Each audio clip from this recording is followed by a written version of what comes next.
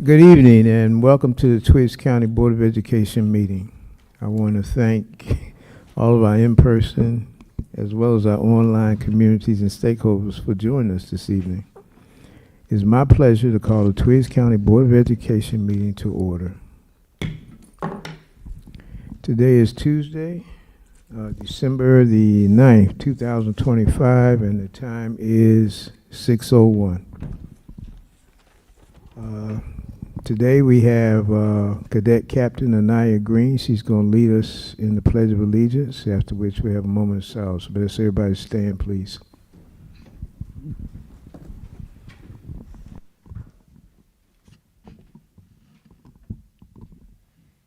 I pledge allegiance to the flag of the United States of America and to the republic for which it stands, one nation, under God, indivisible, with liberty and justice for all. Please pause for a moment of silence.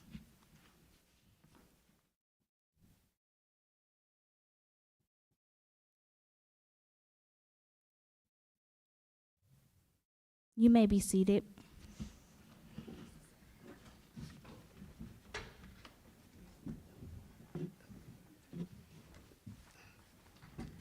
Anaya, we want to thank you for doing the pledge this evening. Thank you for being an amazing Cobra.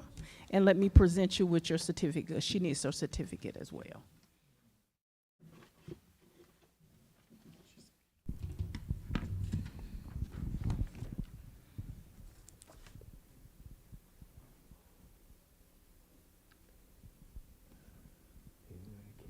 Again, thank you, Anaya. Have a great evening.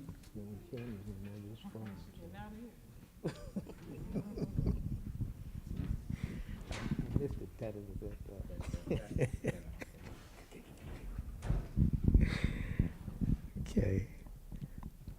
At this time, I will entertain a motion to approve the agenda for Tuesday, December the 9th, 2025. I move the motion to approve tonight's agenda. Second. Okay, the motion has been properly made by Ms. Blackshear and second by Ms. King to approve the agenda for Tuesday, December 9th, 2025. Are there any questions? Okay, all in favor, raise your hand. Okay, the motion passes unanimously.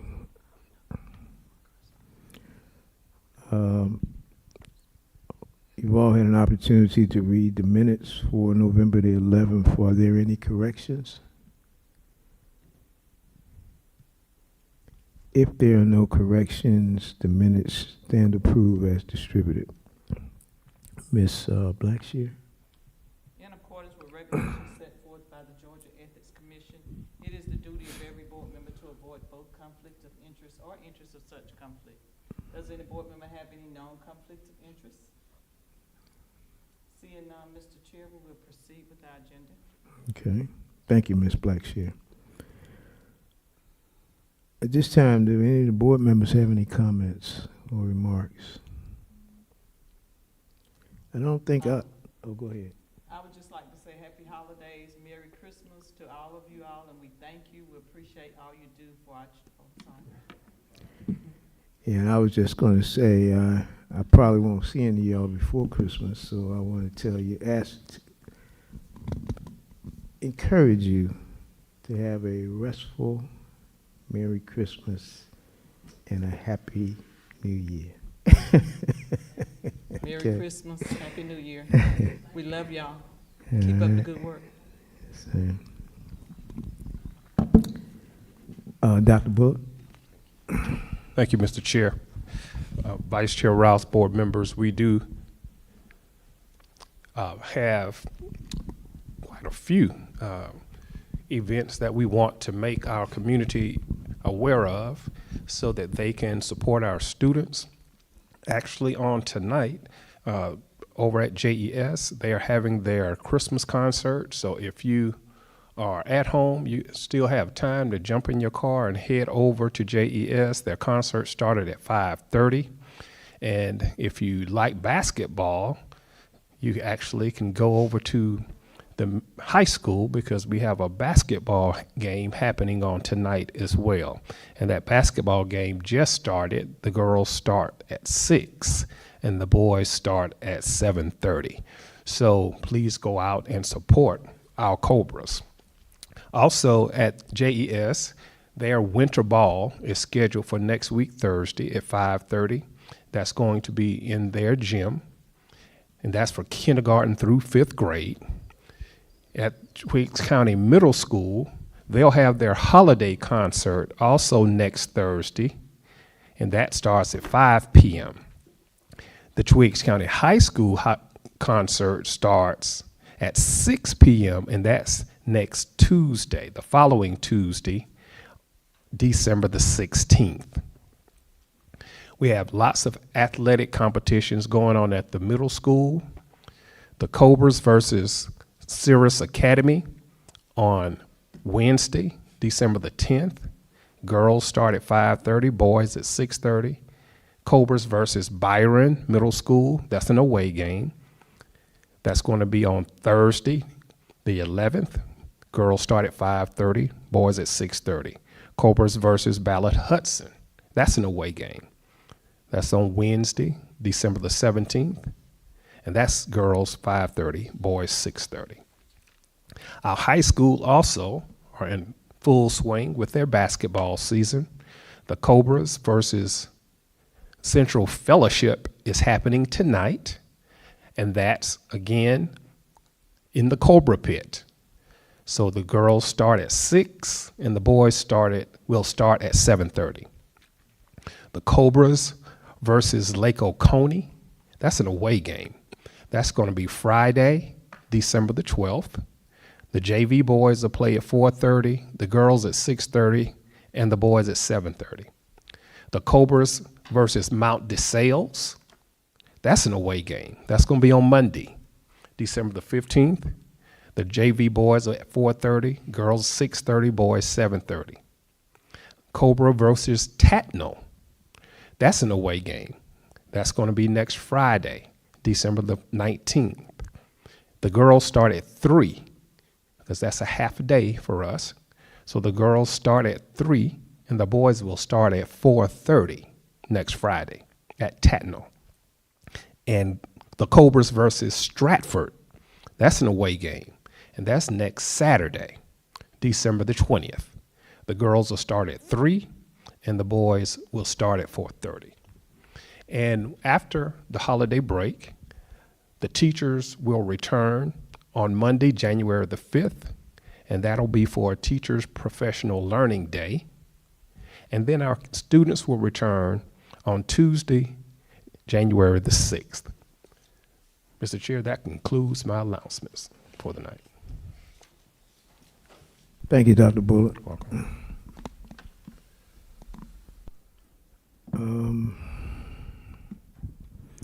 Okay, now we're moving to our business agenda, and we have the district requests.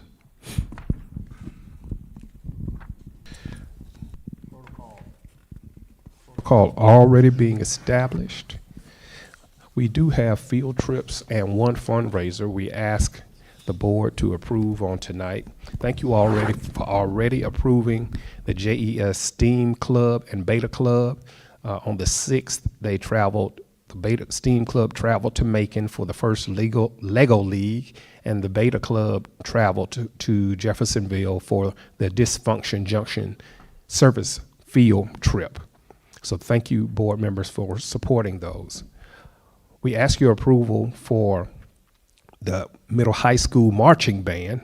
They've been invited to participate in the Gordon annual Christmas parade in Gordon, and that's going to be on the 13th of December at 1:30.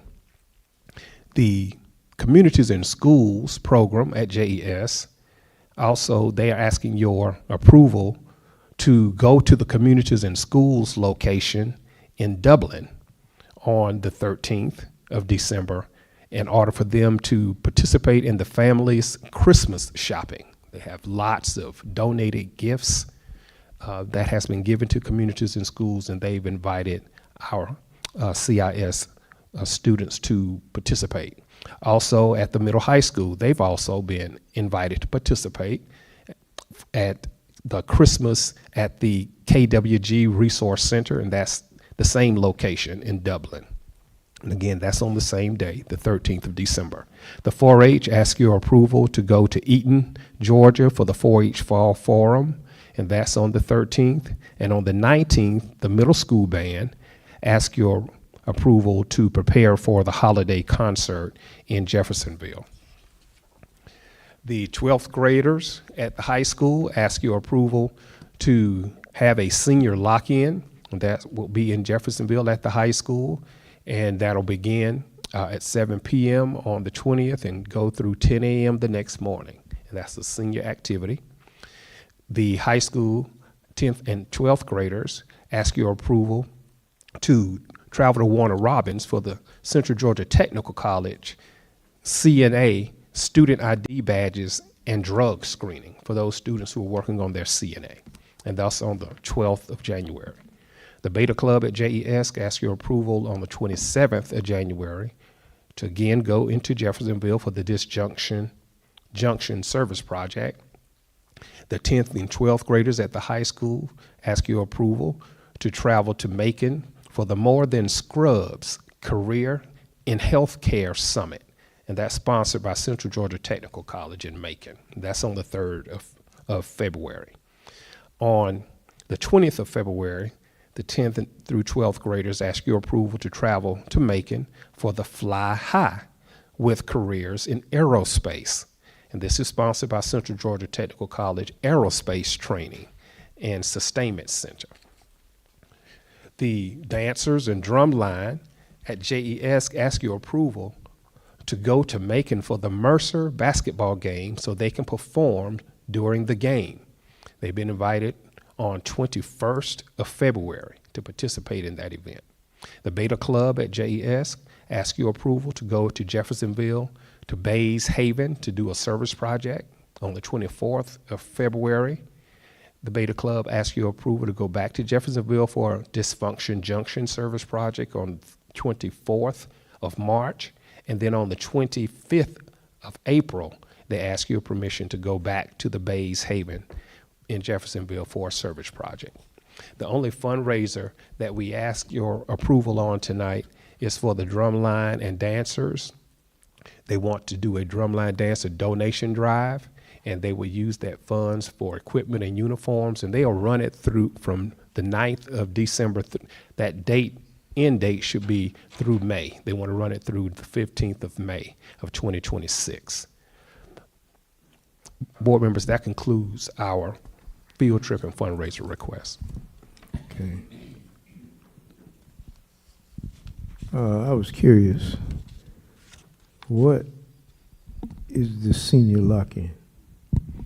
It's an event where the seniors have a opportunity to prepare to disperse and go in their different ways after the senior year, and they have different activities. They'll go into the gym, they have movies, they'll listen to music.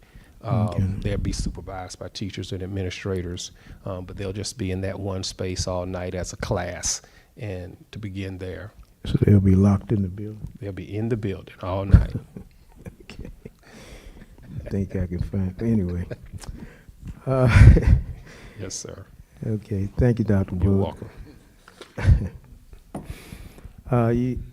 Can I get a motion to approve the field trip and the field trips as well as the one fundraising request?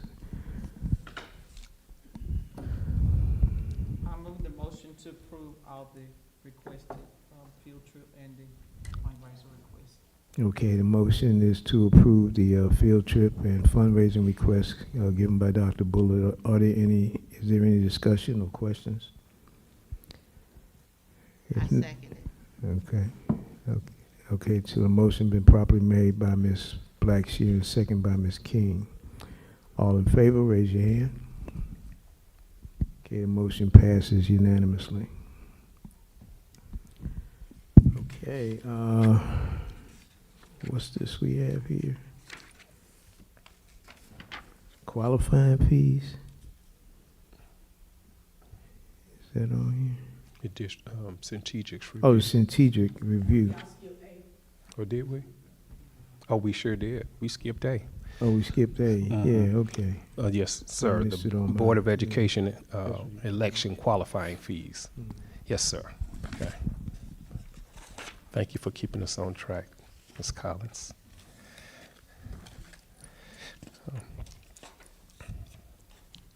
Okay.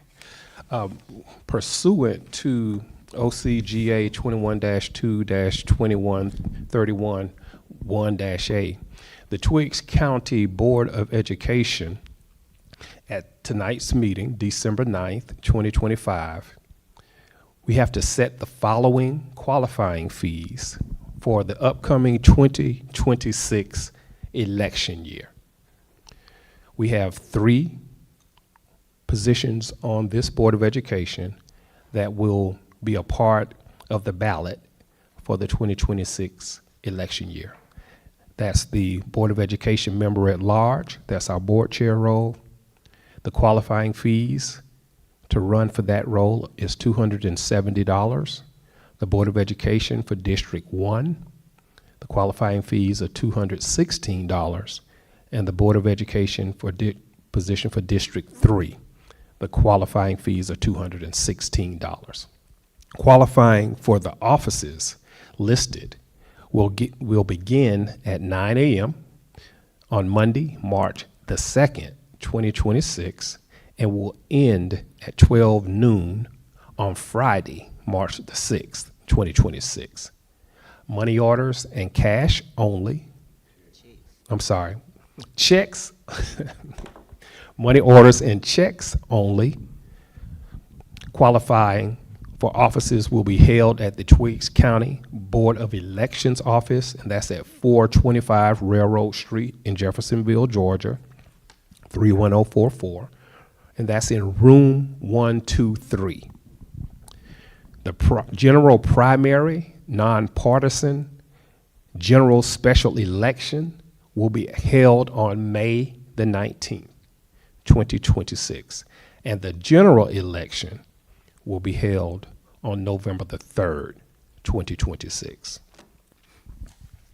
Our Board of Election Supervisor is Ms. Deborah T. Stevens, and she will run an ad in the paper on January the 15th and 22nd, 2026 with this information. We ask the board to approve this public notice of our qualifying fees.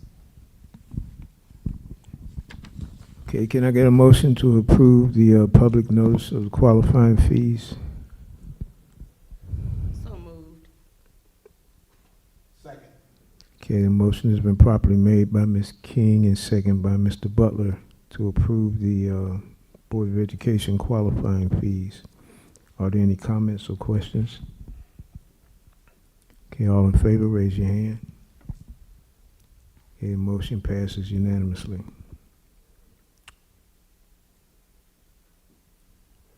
Mr. Austin.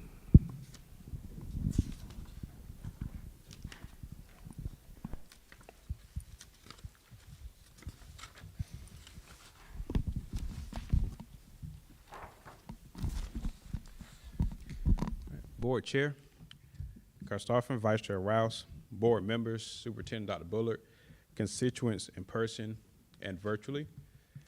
I'm presenting information. This is our second time seeing this for strategic renewal for JES.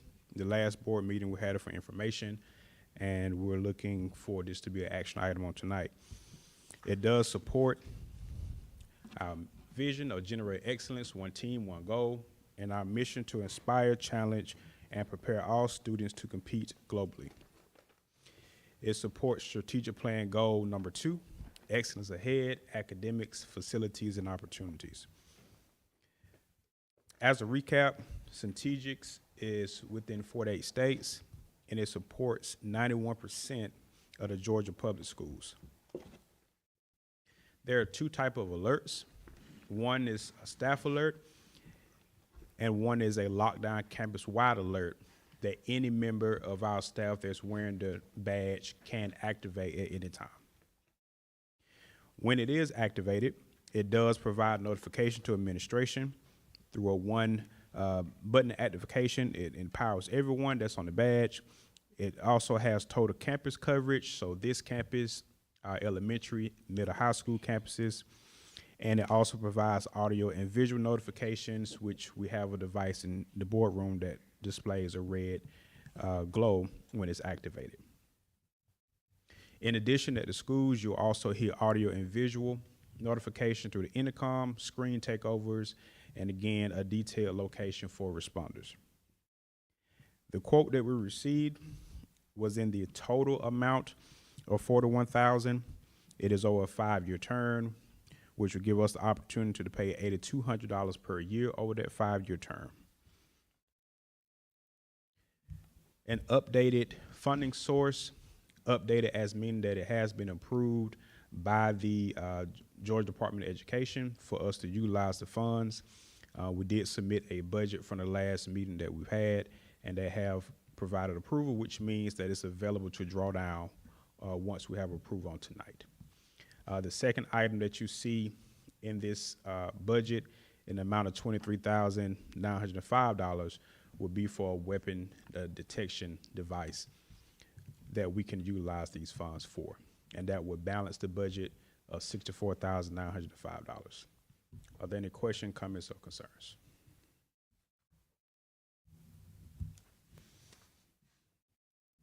Any questions? Okay, can I get a motion to approve the strategic review renewal from presented by Mr. Austin?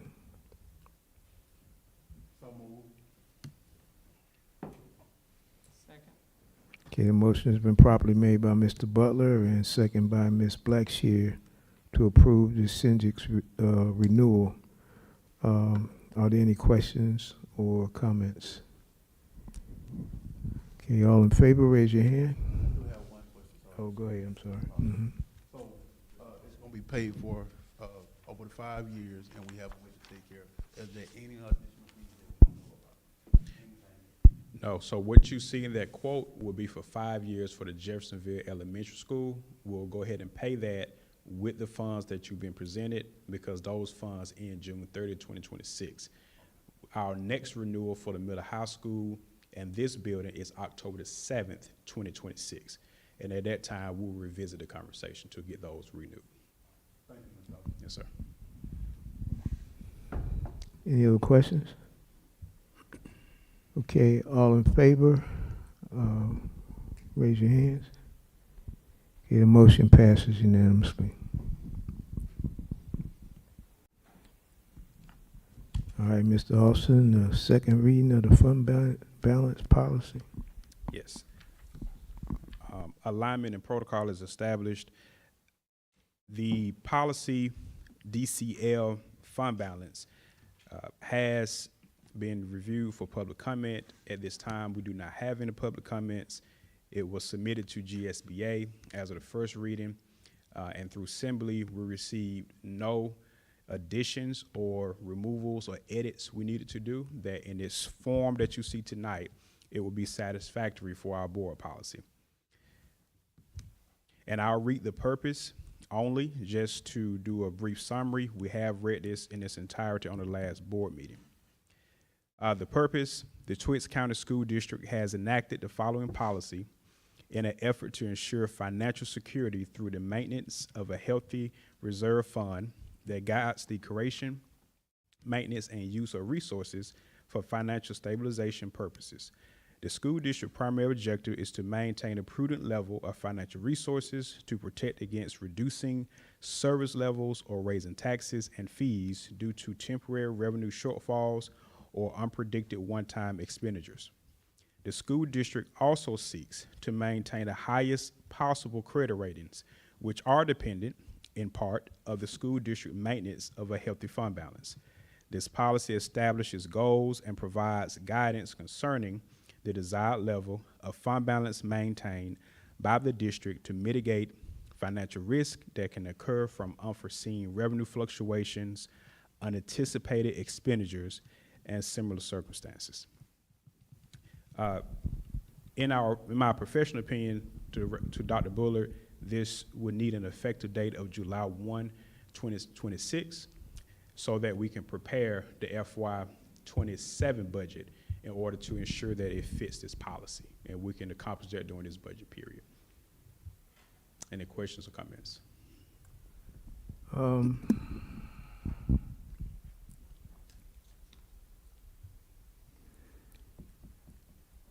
Who put this together? So we use an example from several other school districts that have approved policies, and we use that as our sample. And we submitted this to GSBA, who has a policy review team, and they stated that this would be a policy that would fit all the legal and anything legal that we would need for the district. Yeah. Now, why are we doing this now?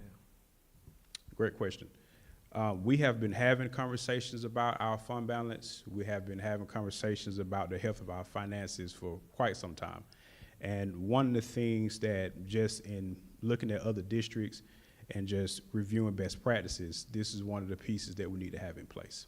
It is known, and I have communicated, that our fund balance is at 3%.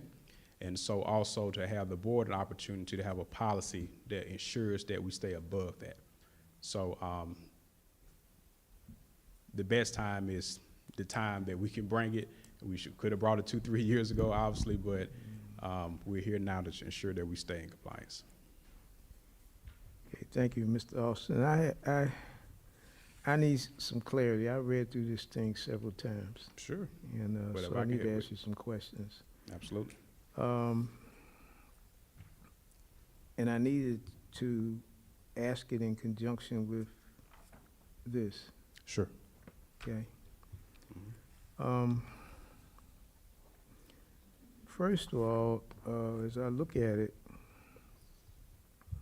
and I've looked through it several times, what I don't see is how you plan to, I don't see a plan Yeah.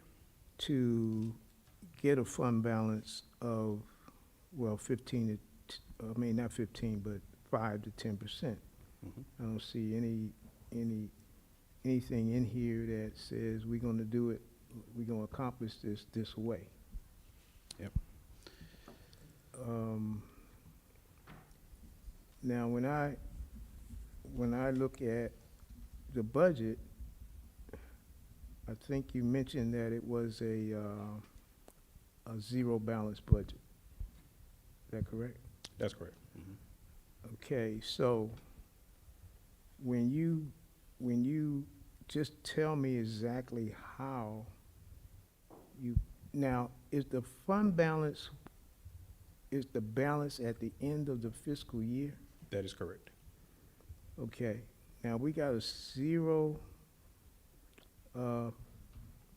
budget here. If I'm looking at the expenditures, if I go over in any one of those expenditures, that means that some of these other expenditures have to drop in the amount they go to. In other words, if each one of these expenditures has $100, and let's say one of them spends $150, then that means one of the other expenditures has to decrease the amount that's budgeted for it in order to make this zero thing work out. Correct? I can provide context to that, but keep formulating your thought. Yes, sir. Okay. So, as I look at this,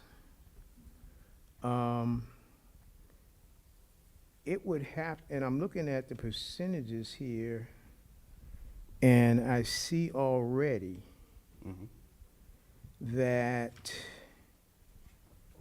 we have already spent 40, I don't have my glasses, 40% of the total budget.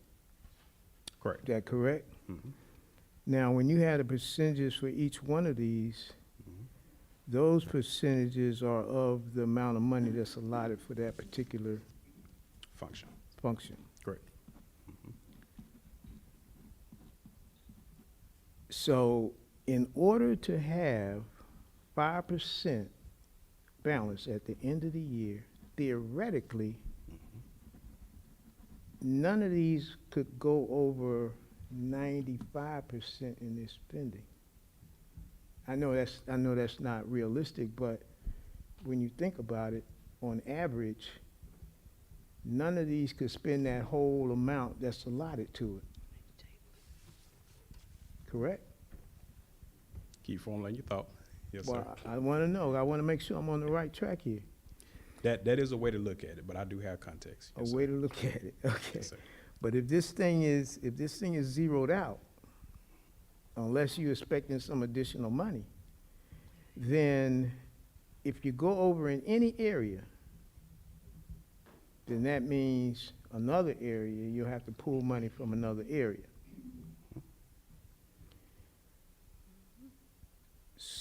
Now, if you go down to open purchases,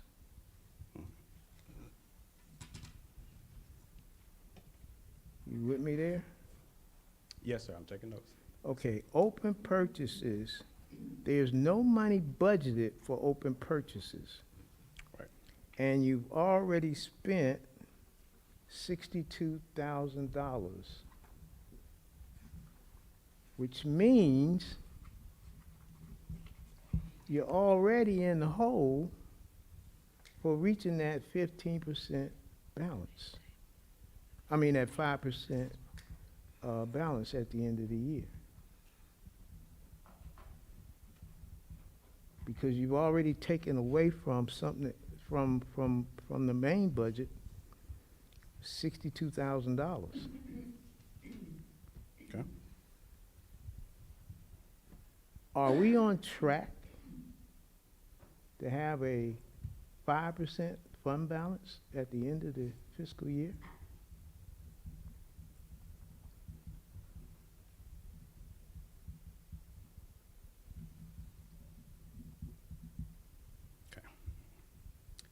You mentioned a lot of things, I know.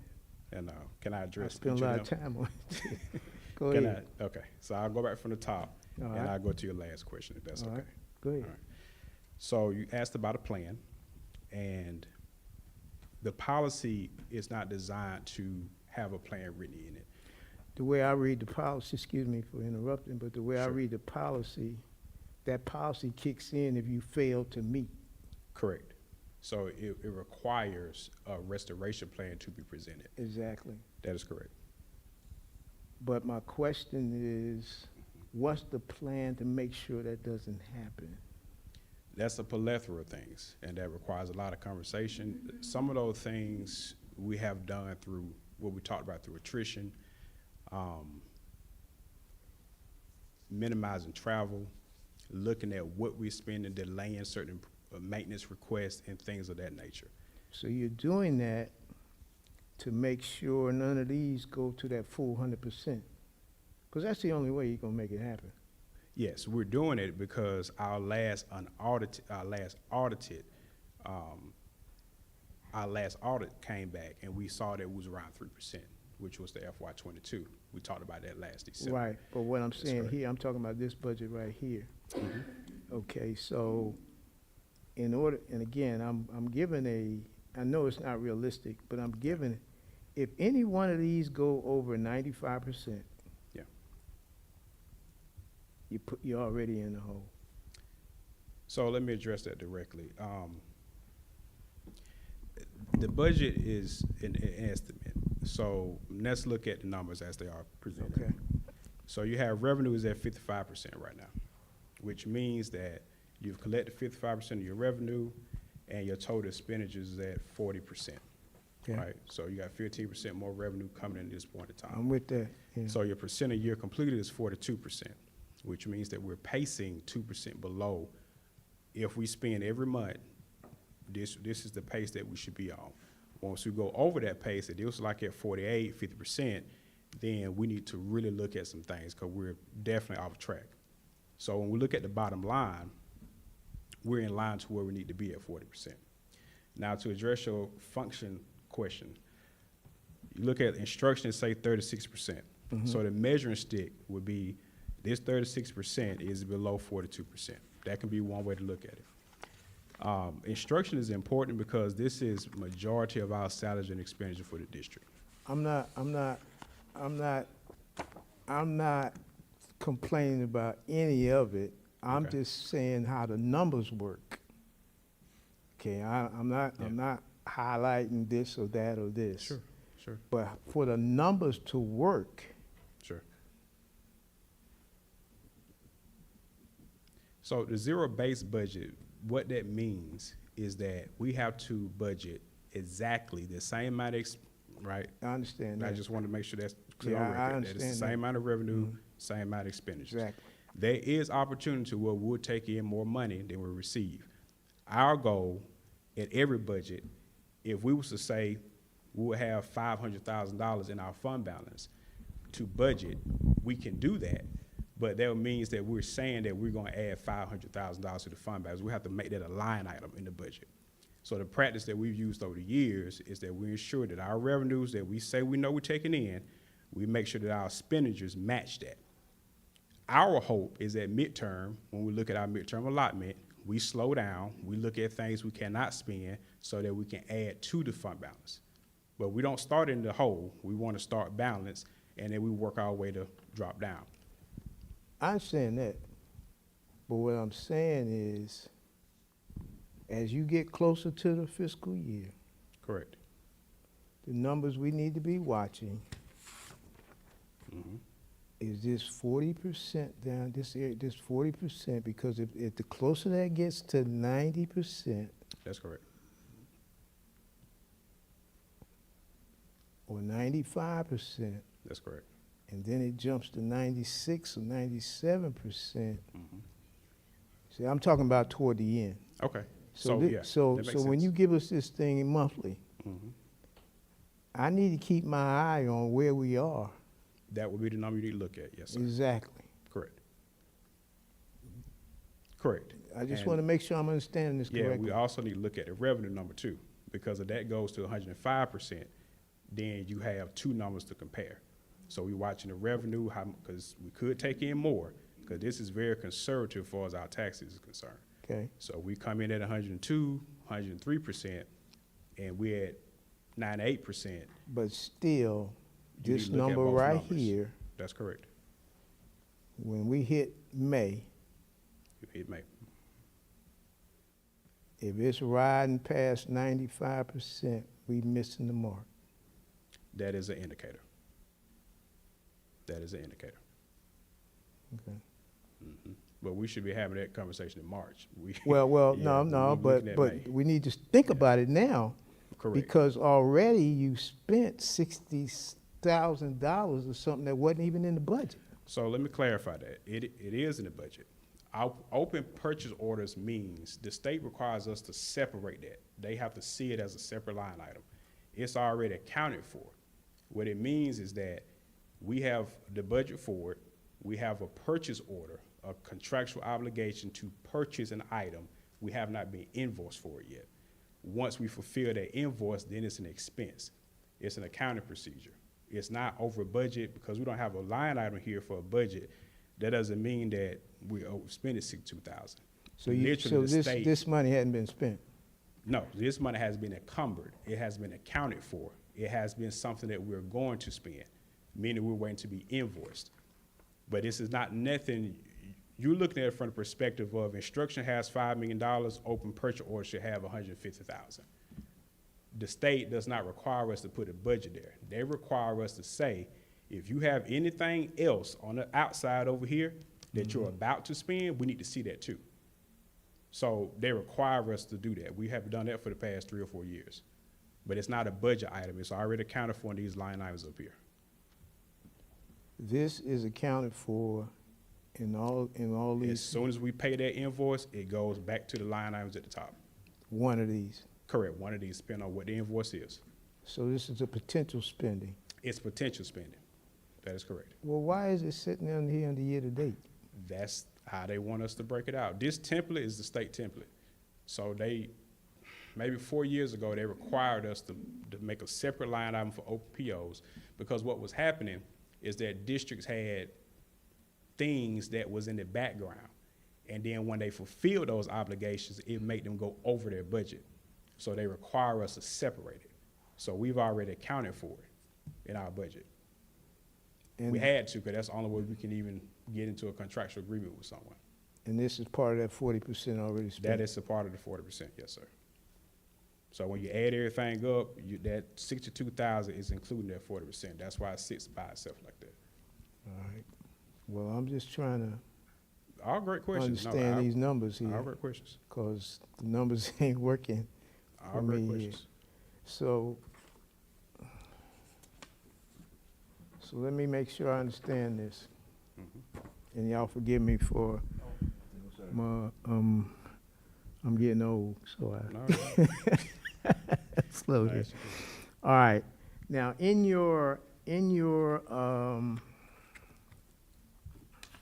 the fund balance sheet you just presented, Okay. that you have something in here in the definition. Let me find the definition here. The definition. Yeah, fund balance is a measurement of available financial resources and is the difference between total assets and total liabilities. That's what this says. Correct. Now, my question to you is, this statement, total assets, is that the same as the total receipts on this other thing? Yes, so total assets is an economic benefit to the district. So that means your cash. Well, I anything that can understand be used. assets, but my question is this. That's all your revenue. Is Yes, it sir. it's assets over here, it's receipts over here, Correct. but it's the same thing. Yes, sir. When you look at assets, cash, accounts receivable, all those things are listed on the I'm assets. just, Yes, sir. see, because what I'm seeing is one word over here Right. and a different word over here, which causes confusion. Yeah, the accounting equation is called ALE, A-L-E, assets equals liability plus stockholder equity. In this case, the equity be the fund balance. So it is accounting language that's written in this policy, which is not my language I made up. It's coming directly from Right, the it's Charter the of general, Accounts. it's the general. That is thing. correct. Okay. Well, that was part of the confusion. Okay. So let me make sure I understand this. If we have, so the 5% we're talking about is 5% of your total receipts. You're talking about fund balance of 5%.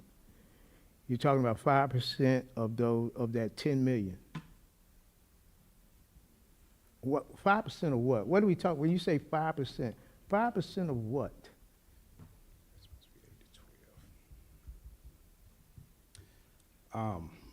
Help me understand. No, I'm not, I'm Okay. not questioning that. This is something else.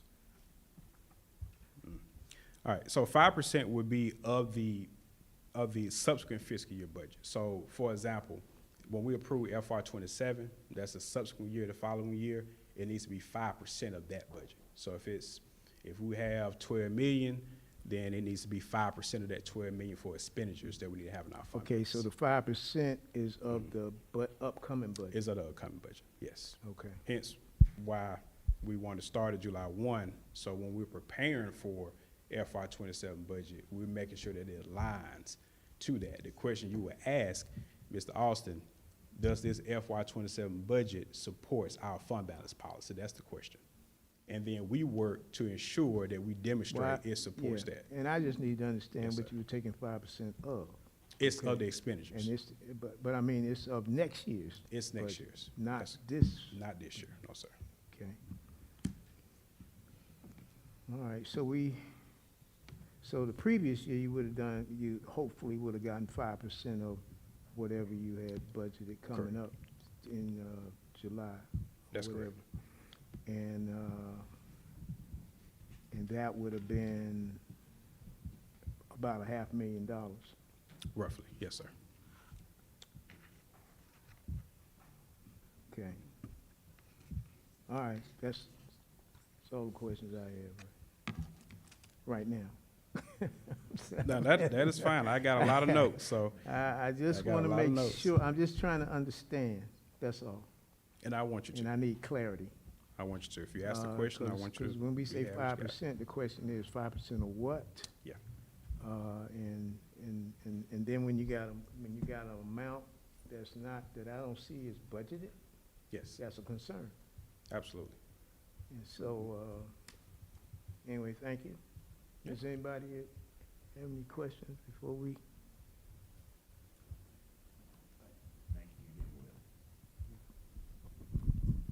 All right, so this is a kick-in when we fall short. That's what this is. Absolutely. And Absolutely. so right now, we need to vote on this, to approve this. This is an action item, isn't It is an action item. Yeah. Would the superintendent make the recommendations on him? it? Yes, sir. Okay. And remember, this is as of July 1, 2026. I know that now. Yes, sir. Okay. All right, so we're talking July 1, at the end of this fiscal year. Okay. Mhm. Now, how can I know where we sit at the end of this fiscal year? That percentage I'm looking at right there? As you give these monthly reports, Yes, do sir. I need to keep my eye on that percentage? You do. That is a great indicator. We do have July and August tax collections that we do have to account for, and that will go on this particular budget. So you won't see that at June 30th, but we do have to account for July, August ad valorem tax. So you But have this is 2 what I need months. to pay attention to. But this is what you need to pay attention to. All right. Yeah, we have end-of-year adjustments and all that, but this will be a great indicator to let you know where we are. Yes, sir. Thank you, sir. Oh, I guess we need, can I get a motion to approve the board policy for fund balance?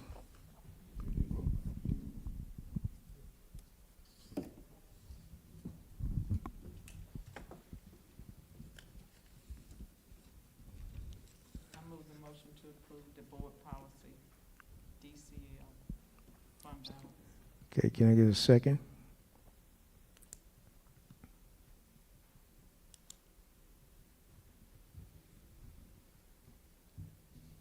Are there any questions?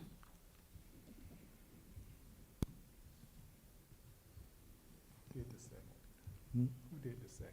Nobody yet. Oh. Okay. On Yeah. lack of a motion, the motion fails. All right, this is a kick-in if we fall, when we fall short. That's all this is. It doesn't, I don't see any reason why we shouldn't be able to approve this. Unless we have some corrections or something that we want to add into it.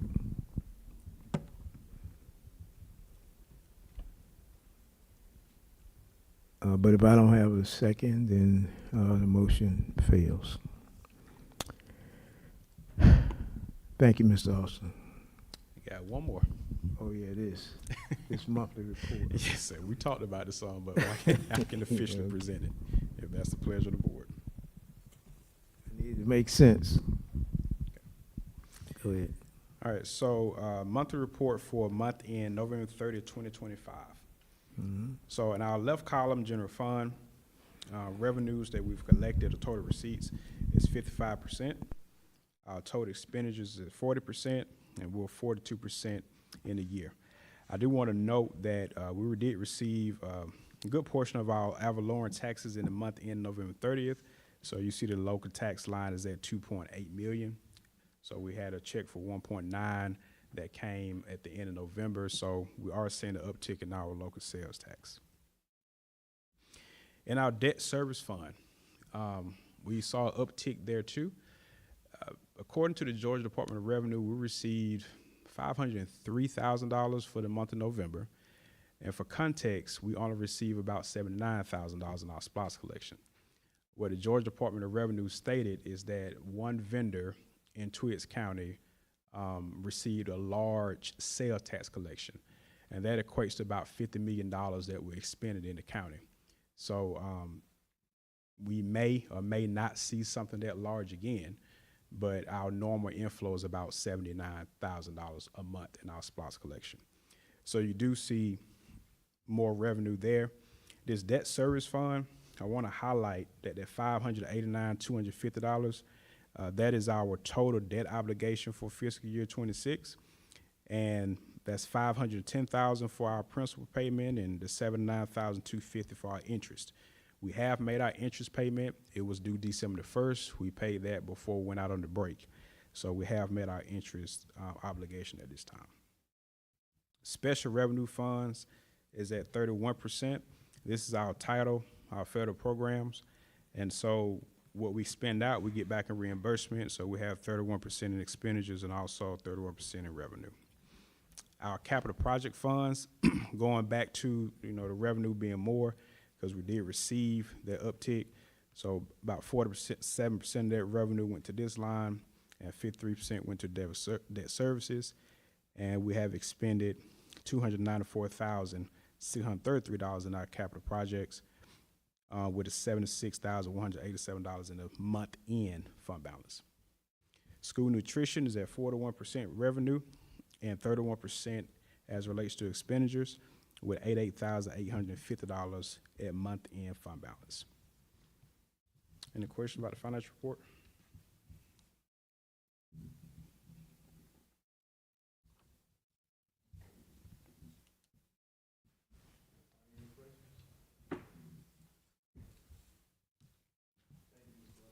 Yes, sir.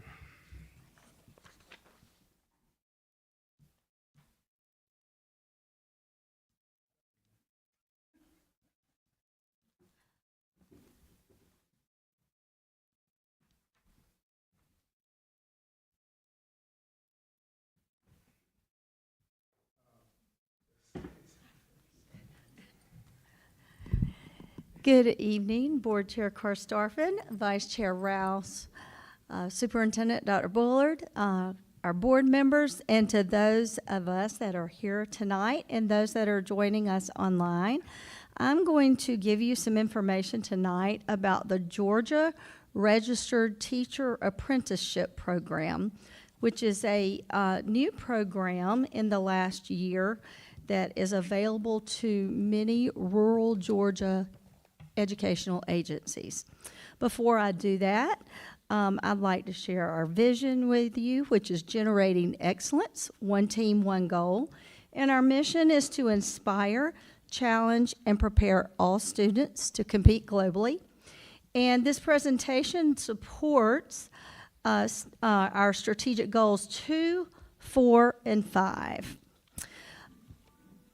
A few years ago, the Office of Rural Teaching and Education came about with the Georgia Department of Education because we're finding now, over the past 5 years, there's a shortage in the number of teachers that we are recruiting through the traditional educational agencies. So the Department of Education decided to partner with the Department of Labor, and we are now working with them to have a registered teaching apprenticeship program. This allows our current employees and future employees to be a part of an apprenticeship program while they are working and going to school. We do know that from the research, there are a large number of paraprofessionals throughout the state, especially in rural areas, that would like to get their teaching degree and earn that degree. However, they find that often they have a hard time either navigating through an education program, or they might find it hard to have the financial capabilities of being able to go to school and work full-time. So these apprenticeships are allowing school districts like Twiggs to basically recruit in our own backyards. And we are actually able to start building a pipeline to grow our own teachers. So that is one of the most important things that we are doing right now, is we are beginning to grow our own teachers. Now, there's two avenues that individuals can go through with apprenticeships. They can either go through a pre-apprenticeship or an apprenticeship. And I'm going to share a little bit of the difference with you. Pre-apprentices include those high school students who may already be in teaching as a profession program. They may be going through some of our CTAE courses, or they also may be graduates of Twiggs County Schools. We are facilitating dual enrollment opportunities. We are using some work-based learning opportunities to provide them with hands-on training in the classroom so that they can see what a day in the life of a teacher is like. And we're giving them some volunteer opportunities, as well as we are providing them with some support so that they can transition into an apprenticeship as a paid parapro when those positions arise. Also, along with our pre-apprenticeship program, we are preparing them to go into those parapro positions, and we are actually helping them find the different schools that will provide them the proper training that will support the apprenticeship. It allows them to go into these schools and have a majority of online courses while they are working during the day with us. We also help them prepare for the GACE when they get ready to be a paraprofessional. We will provide them with some support and training and tutoring as they prepare to take the GACE. And then our goal is to transition our pre-apprentices, whether right after high school graduation or when positions become available, into those registered apprenticeship roles, which are the parapro roles. So we do currently have 4 pre-apprentices with Twiggs County Schools. We have Ryan Adams, who was a 2025 graduate, and he will be attending Middle Georgia State University in January, majoring in elementary and special education. And he's currently working at Jeffersonville Elementary right now. And he has a mentor, and I failed to mention that a minute ago. Each one of these pre-apprentices and apprentices have a mentor that works directly with them to provide them assistance. His mentor is Ms. Alicia Ware. We have Jemiah Burns, who is also a 2025 graduate of Twiggs County High School. She will also be attending Middle Georgia State in January. She is currently at Central Georgia Tech, and she is also going to be majoring in elementary and special education. And her mentor is Ms. LaQuana Smith, who has just recently come out of a very similar program. So she's getting a different view from someone who has just recently come out of a similar program. We have 2 others. We have Ms. Layla Thomas, who is a 24 graduate of Twiggs County High School, and she is attending Middle Georgia State as well, focusing on elementary and special education. She is working with Ms. LaToya Pearson in 1st grade, who, of course, was one of our Teachers of the Year a few years ago. And then we have Ms. Olivia McElhaney, who is also a 24 Twiggs County High School graduate. And she is actually transferring from Central Georgia Tech to Middle Georgia State in January. And she is going to be focusing on math education. She's currently working with Ms. Rebecca Gillis, who is a recent graduate as well in the 3rd grade, but she does plan to transition into a middle or high school position as soon as she gets a little more comfortable. Finally, I do want to mention the difference in the pre-apprentices and the apprentices. Like I said, our pre-apprentices are either current high school students or they've graduated. Now we're going to look at our apprentices, which are basically our parapros. They are being paid and they are on the job while they are training to be teachers. They are in that classroom. They also have the structured mentoring that comes along with working in the classroom every day. They do have progressive wages, meaning they fall on our salary scale, and they do move up with the years of experience as they go. And then we also provide them some tuition for their education. Anything that the grant or the Hope Grant, the Hope Scholarship does not cover, we do get the funds from the state to be able to assist them with the additional cost to help them go back to school. And like I mentioned a minute ago, we do provide them with those same supportive services as they prepare to take the GACE to become a certified teacher. And finally, I just want to mention that we were awarded last May $86,700 over the next 3 years to work with a total of 10 apprentices and pre-apprentices. We do anticipate that we will be able to add more to this number as these apprenticeships are growing. We are finding out that there is more and more funding coming from the federal government and state government around apprenticeships because this is such a major, it's having such a major impact in a lot of our rural communities. And we are actually currently working on another grant that is sponsored through the Technical College System of Georgia that will also provide us with some additional funding to help support these apprentices and pre-apprentices as they begin their coursework in education. We do have a few requirements for our registered apprentices. They must at least be half-time. Ours are all full-time as a parapro.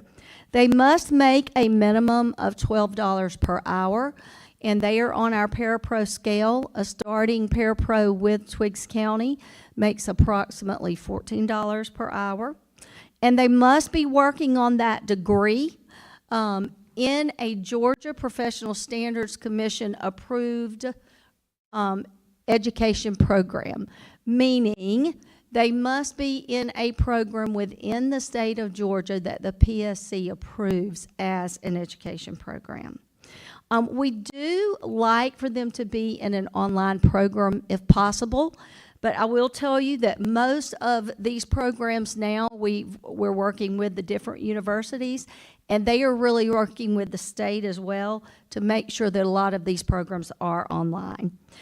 All of the requirements in these programs are job embedded so that they're able to do this in the classroom. And then there are competencies that they will be required to progress through as they go through the program that their mentor will be working with them on.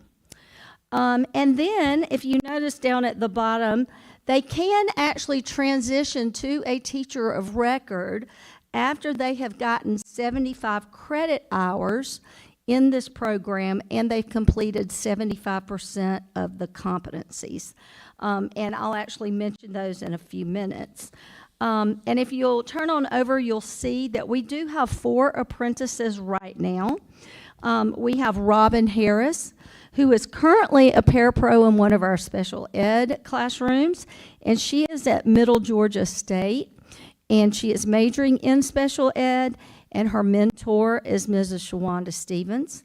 We have Miss Miranda Falk, who is currently teaching social studies, and she is one of these apprentices that had the hours that was able to transition into the classroom as a teacher because of the number of hours that she had. And her mentor is Mr. Antonio Ingram. And then we have Miss Dominique Bullard, who also was able to transition into the classroom because of the number of hours that she had. And she is working in our special education department. And her mentor is Miss Caitlin Austin. And then finally, we have Mr. Darrell Hill, who will be going to Gordon College, majoring in special education. And his mentor is Miss Erica Williams. Are there any questions or comments for me?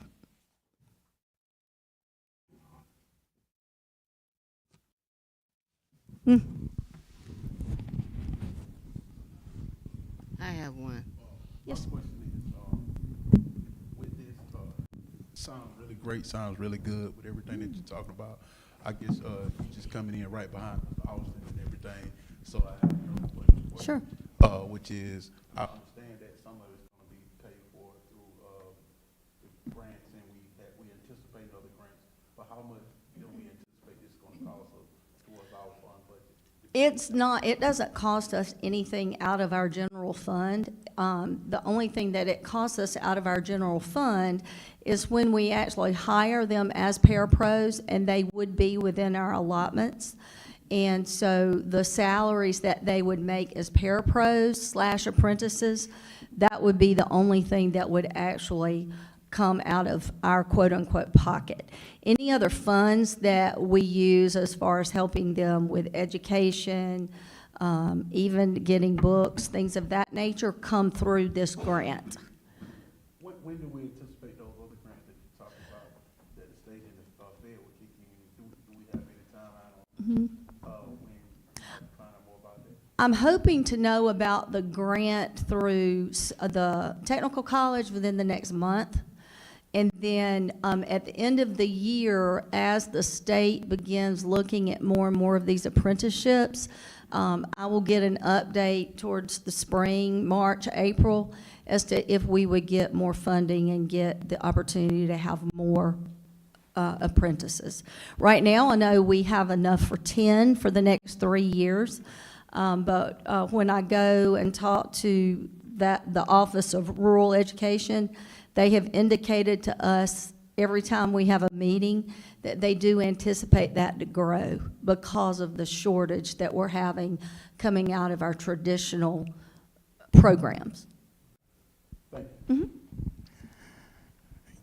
Yeah, my question is, the 89,000 that you was talking about, right? And for 10, for the next, how many years you say? 3. 3 years? And how did you say that would be spent as far as? We those distribute it evenly amongst the group that we have. We're able to assist them with tuition. We will assist them with up to $1,500 a semester with tuition. Of course, we do ask that any HOPE grants, any scholarships, those are put towards the tuition first, and then we will assist them with $1,500 per semester. Okay. Also, they are able to get some professional development. For example, if they want to go to a training class, we have a certain amount set aside in the budget to be able to send them for training to help them with professional development. And then we also have some set aside to be able to provide them with reimbursement for mileage when they do go back and forth to school, if they have to go to the campus. Okay. First, I want to say I think this is a great program, but my concern also is with the ones that we already have in the apprenticeship program. Did they start off as paraprofessionals, or did they start off as teachers? Because I heard you say that the pay should be $14 an hour. So did we start these before we have with $14 an hour? Some Or of did them we were start- already paraprofessionals in the district. Okay, and so they're paid based on the number of years of experience that they have. We opened this opportunity up to all of our paraprofessionals that were looking to go into education and get their 4-year degree. And it is still open to anybody that's interested in doing that. But we start them, if they're brand new, they would start at that $14 an hour, which would be the initial, that initial salary on the parapro salary scale. The $12 number is the number that the state provided when they set up the grant, based on different counties and what their parapro salary scales were. But the ones that we have with us, for example, 2 of ours have already had experience as parapros, and so we left them where they were on the salary scale based on their years of experience. We also have 2 that have moved into teaching roles because of the number of hours and credits they have completed. And so because they're able to move into an actual teaching role and become a teacher of record, then they are able to be paid on what we call a provisional certificate for a teacher, which is different than a full 4-year teaching certificate. Okay, but as far as like I said, you coming up behind Mr. Austin, and Sure. And I'm all about this money thing. So if you telling me that when we started, a couple of them, you say 2 of them, they started off till they got their hours where they getting paid $14, did we hire them as a teacher salary? When they came in, they had enough hours in the university system to be able to come in as a teacher of record. If they have over 75 semester hours, we have a waiver with the state that if we have individuals that want to be teachers and they have enough hours, if they have over that 75-hour mark, they are able to come in and be a teacher of record per state guidelines. And so we are able to bring them in as that teacher because basically after 75 hours, all they have left is student teaching, okay? So they can come in as a teacher of record and they are put on a provisional salary scale, which is more than a parapro, but less than a teacher with a full 4-year certification. So they can come in, that's how we would bring them in because they are the teacher of record and have more responsibilities as a teacher of record. Does that make sense? But how do that affect our QBE sheet? As far as if you got teacher records, then you got 2 teachers in the room because you say they still getting training. So we got 2 teachers in the classroom. If we they got have 2 that over- we got 2 that we're paying benefits for. And 2 of them making, just say maybe $40,000 each, $80,000, and we are $120,000 from 1 classroom. If they have over 75 hours and they are the teacher of record, then they are the only teacher in the classroom. Are you sure of that though? Have you been around to make sure of that? Yes. They are the only teacher of record in the classroom. Can you go on record saying that then? Yes. There's nobody in the class but with these apprentices, but the one, them. For the teacher of those, record. for two of our apprentices that are teacher of record, okay? One of them is at the middle school, and they are teaching. They have a mentor that will come in and work with them, but they are the only teacher of record in the classroom. The other teacher is in the special ed department, which would be a co-teacher, and a co-teacher goes in and works with another teacher in the classroom with smaller groups and smaller settings based on what the students need and based on what the special ed students need. So you would have a co-teacher that would go in and work with other students in a classroom with another teacher. But it would be an allotment that we already have.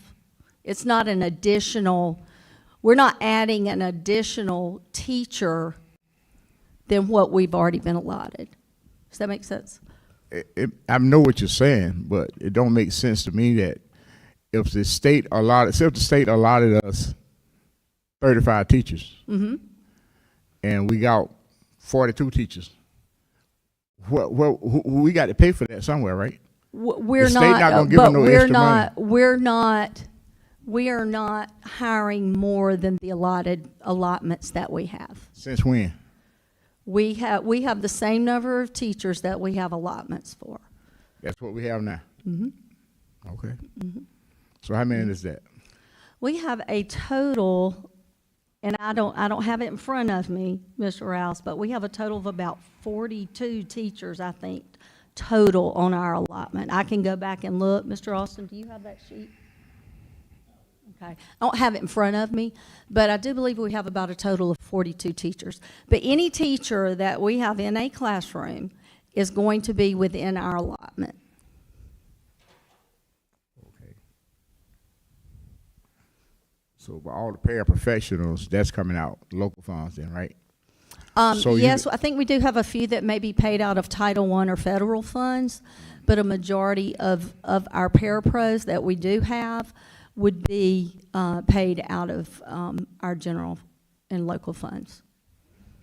But any classroom that has a parapro in that classroom the guidelines would have been set up that they, for example, our kindergarten classrooms, they each have a parapro. Okay, our pre-K classrooms, they each have a parapro. Those are state and federal guidelines that we follow. Our special ed classrooms, they have parapros based on federal guidelines that we have to follow to have parapros in those classrooms. So we don't have additional parapros that we are paying just to have them in this program. Does that make sense? Sound good. Okay.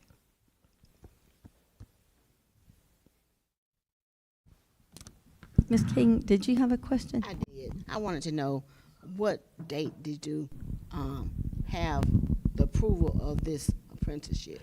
It was last April, the end of April, 1st of May. I believe it was April the 21st. April 20. Of 2025. And then we started advertising it then and sent the information out and gave every parapro the opportunity, if they were interested, to come and talk with me. I talked with them one-on-one, help them find the program if they're interested in doing it. And we get them set up so that they can be a part of the program. And we opened it up to our current parapros first. You know, we want to be able to support them before we ever bring any new people in.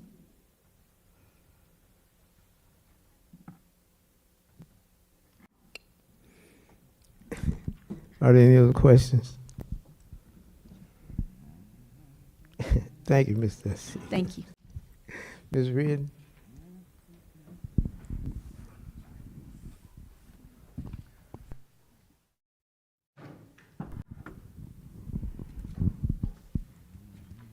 Good evening, Board Chair Karstarfin, Vice Chair evening. Rouse, board members, Superintendent Dr. Mac Bullard, and our stakeholders.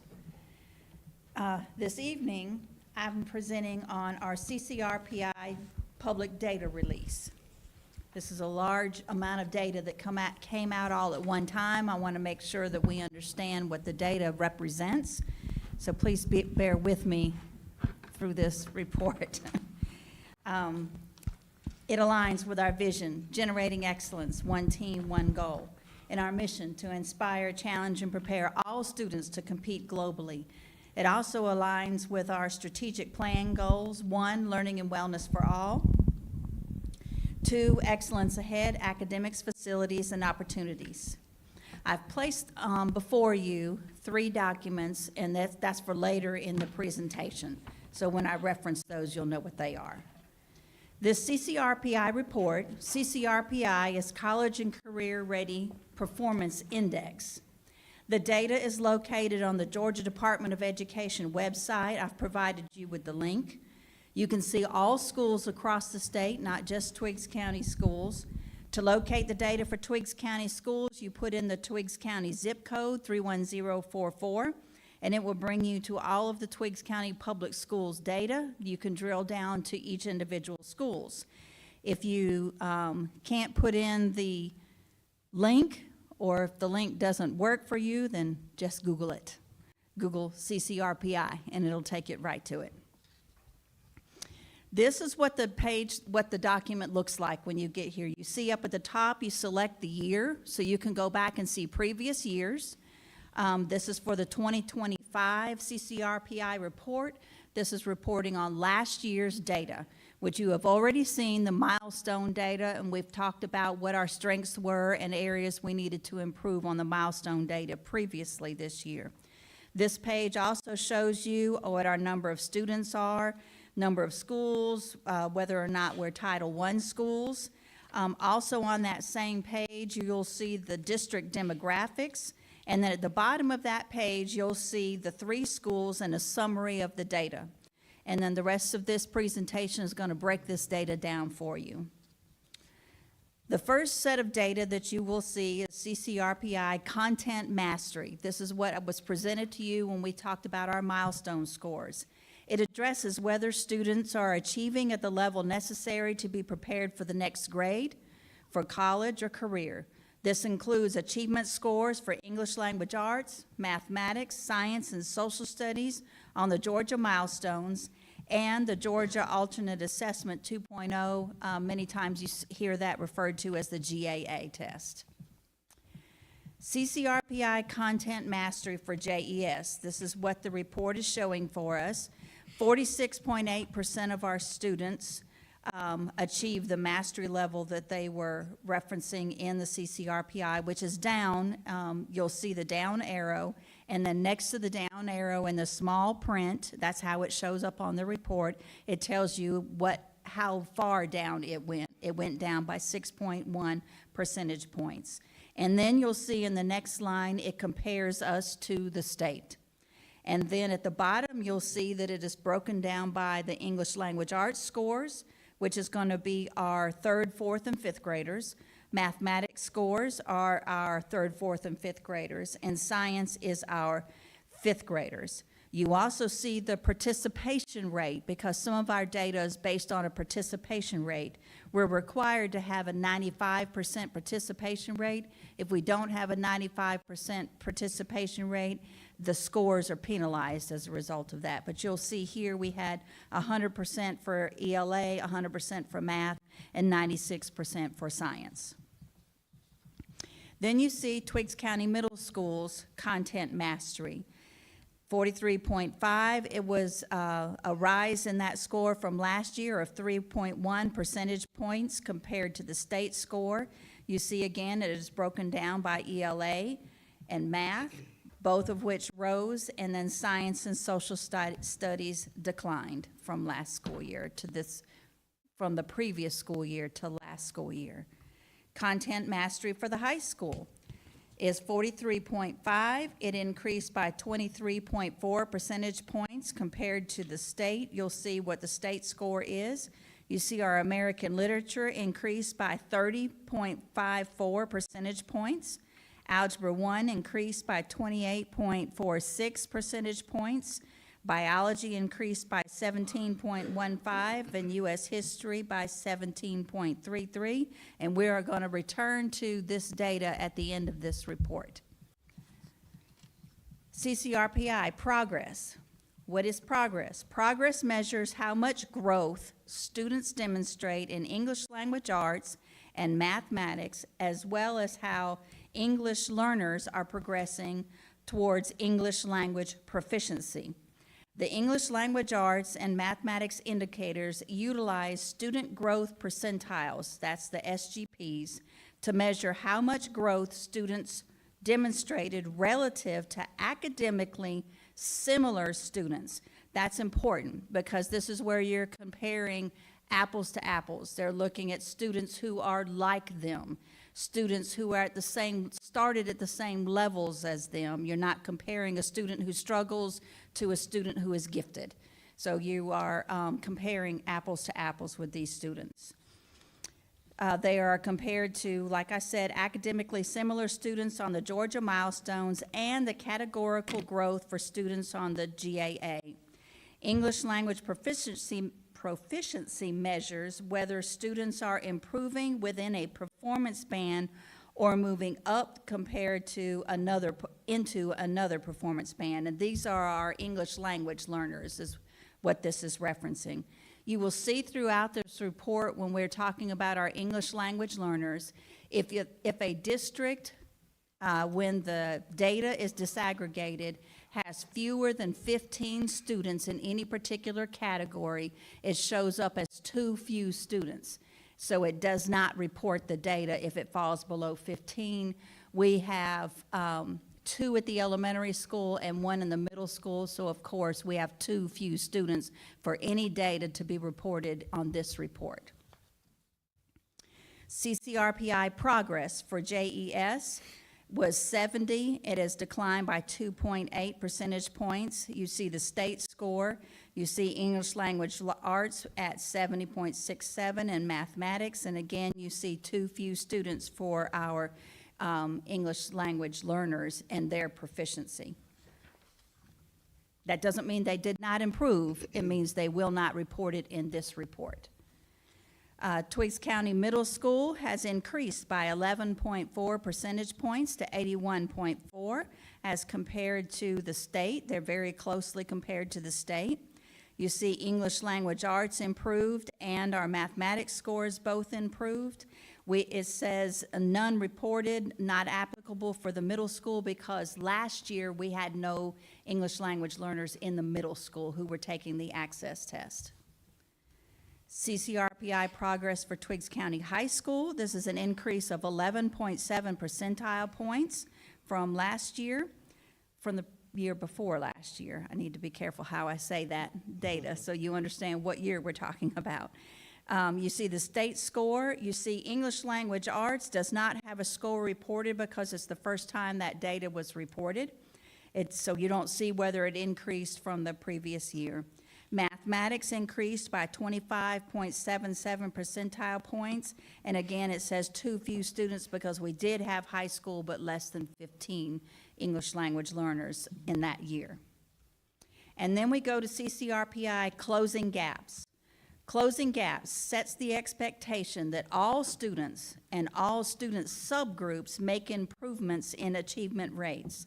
This component is based on CCRPI improvement targets for academic achievement, which are represented by improvement flags, and it provides an opportunity for schools to demonstrate the progress made in improving student performance among all student groups. You see below that a chart. If no improvement was made, zero improvement or they went backwards, it is weighted at 0 and the flag is represented at red, and we'll discuss this in just a moment. The next category is improvement in performance, but did not meet the 3% target. So they could have improved by 1%, they could have improved by 2, could have improved by 2.7, but if they did not meet the 3, then they get a yellow flag and they get half of a point.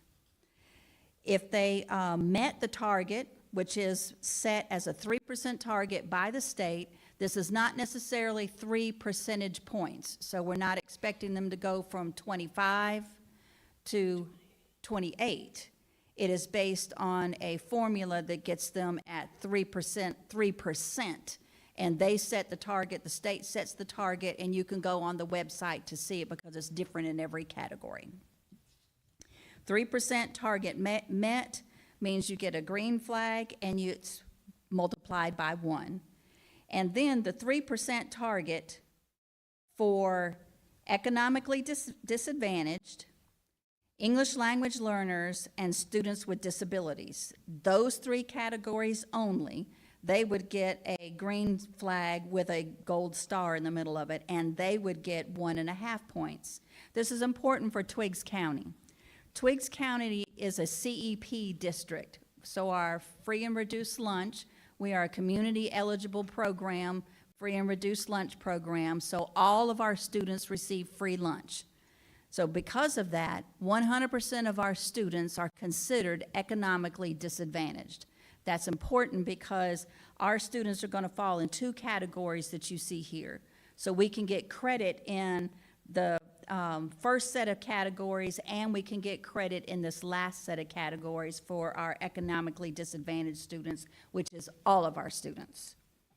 So let's see how that breaks down, and that's where you're going to need the new papers that I gave to you. This is what is up on the screen is these new papers. What you had before you did not have this calculation at the bottom of it, and we felt like that was important for you to see. All right, you see on the closing gaps for JES, the score is a 7.7. Where does that 7.7 come from? According to what you saw in that graphic on the previous page, and on this one I put it down at the bottom of the page for you, you see that for every red flag, we receive 0 points. So I put on the calculation 12 red flags times 0 equals 0. Then for the yellow flags, you get a half point. There are no yellow flags, so no half points given. For 3% target met green flags, we have 1 green flag, you get 1 point, so 1 green flag times 1 equals 1. Then you add the number of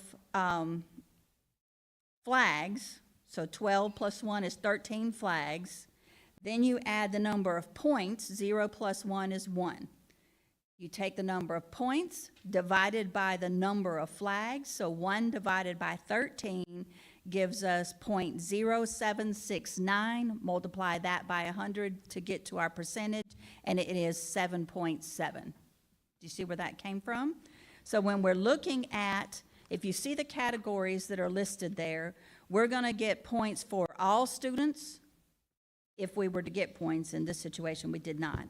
And we would get points for economically disadvantaged. We get double the points because all of our students are economically disadvantaged if we're getting points. So that's important for Twiggs County. So let's go to Twiggs County Middle School. Here's another way to look at this one. This again, we have 6 green flags times 0, 6 red flags, times 0 equals 0. 1 yellow flag times 1/2 equals 1/2. 5 green flags times 1 equals 5. 2 green flags with yellow stars times 1.5 equals 3. I add the points up to 8.5. I add the number of flags up to 14. 8.5 divided by 14 is 0.6071, and that comes out to a score of 60.7. And then finally, we get to our high school, Twiggs County High School. Twiggs County High School has 10 green flags, 1 point for every flag, 10 points. 4 green flags with yellow stars, and you see how that multiplies with the economically disadvantaged in every category. So if we get it in one, we're going to double it when we get to the other side. So 4 times 1.5 equals 6. So 16 points divided by 14 comes out to 1.4. The maximum you can get is 100. That would take you to over 100. So they have to round down to get to 100. So their score is 100. So that's amazing for Twiggs County High School. They have a 100. Where we have to be careful is the only way you can go is down. Even if we got all green flags with yellow stars, it's not going to get any higher than 100. Last year, Twiggs County Middle School was 100. So it's easy to drop down to the next, to lose some points, but we can't gain any more than 100. So that's great for Twiggs County High School, but next year we have to maintain. We can't go up, but we want to maintain. I hope that makes sense to you. The next category for CCRPI is readiness. Readiness measures whether students are participating in activities, preparing them for and demonstrating readiness for the next level, college or career. The indicators for elementary and middle schools include at or above grade level reading, student attendance, and beyond the core. High school indicators include at or above grade level reading, student attendance, accelerated enrollment, which is like dual enrollment, or AP courses or IB courses, pathway completers, and college and career readiness. So CCRPI readiness for Jeffersonville Elementary was 80.1. It's an increase of 4.2 from last year. compared to, you see the state. And this is where you can see where that score is coming from. The students who are reading at or above grade level, you see where we are with that. Student attendance, you see we rose, and this is something we've really been working on, and we've reported to you multiple times on student attendance. This is where that really matters as far as data goes. And then beyond the core, 100% of the students at Jeffersonville Elementary are enrolled in a Beyond the Core course and passing that course. You have to be enrolled and pass in order for us to get the points for that. Readiness for Twiggs County Middle School, an increase over last year, an increase for at or above grade level reading, an increase again for student attendance, that is improved, and it's slightly dropped for Beyond the Core. Again, they have to be enrolled in, the course has to be offered, they have to be enrolled, and they have to be passing.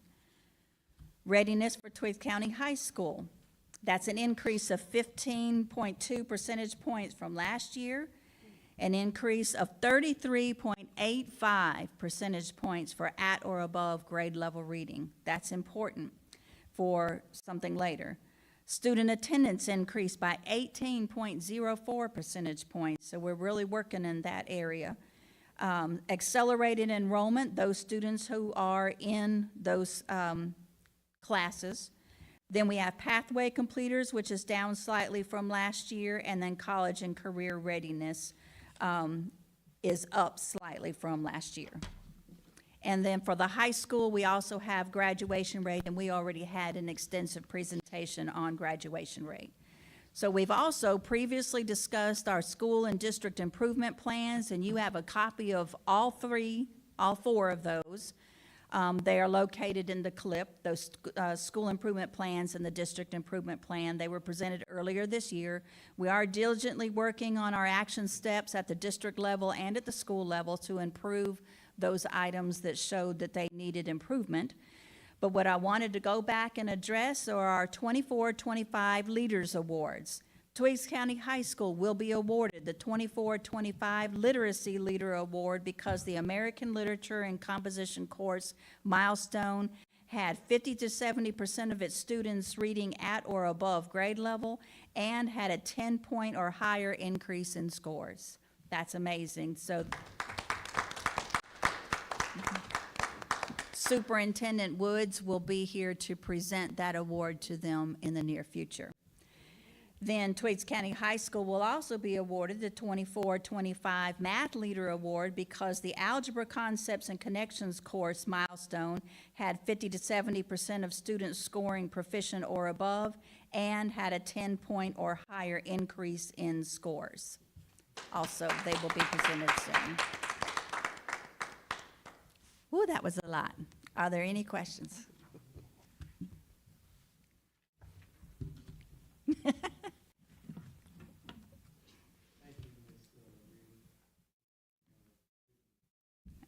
You're welcome.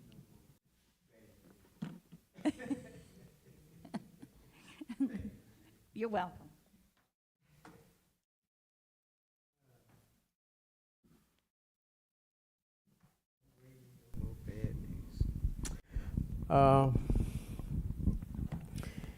Well, that concludes our regular session. At this time, we're going to move into executive session. Can I get a motion to move into executive session? Can I get a second? Okay, the motion been properly made by Mr. Butler and second by Ms. Blackshear. Are there any questions, comments? All in favor, raise your hand. Okay, the motion passes unanimously. Thank you.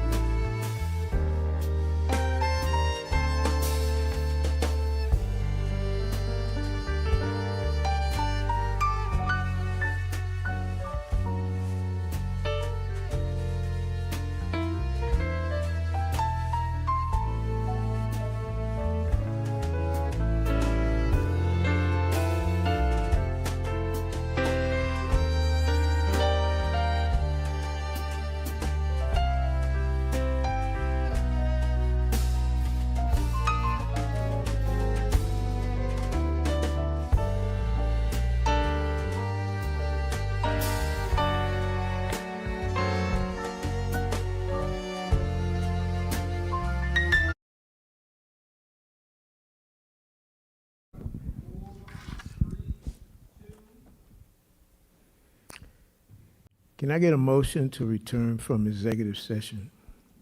So moved.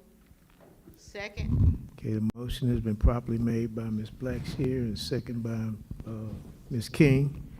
Any questions? All in favor, raise your hand. Okay, the motion passes unanimously. At this time, can I get a motion to accept the security updates? I make that motion. Can I get a second? Second. Okay, the motion has been properly made by Mr. Rouse and second by Mr. Butler. Are there any questions? Okay, all in favor, raise your hand. Okay, the motion passes unanimously. Was there anything else? We ain't had to do nothing with that other stuff. No, sir. Okay. Now, can I get a motion to adjourn? So moved. Can I get a second? Second. Okay, the motion has been properly made by Ms. King and second by Ms. Blackshear. This meeting is now adjourned. Oh, nope. All in favor, raise your hand. Okay, motion passed unanimously. This meeting is adjourned. Y'all just in time.